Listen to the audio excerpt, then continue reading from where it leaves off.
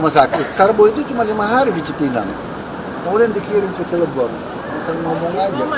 Berarti tidak benar ya Pak? Enggak benar lah.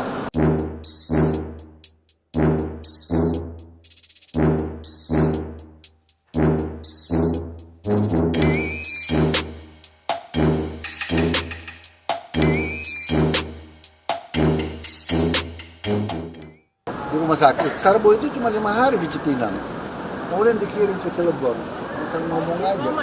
Berarti tidak benar ya Pak? Enggak benar lah. Sudah bisa dipastikan Pak? Hah? Sudah dipastikan kalau nggak benar itu?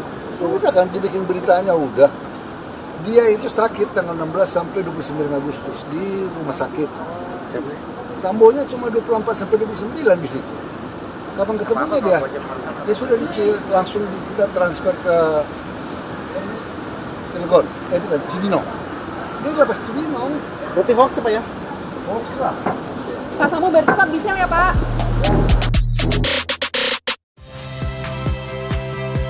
Saya Friska Clarissa.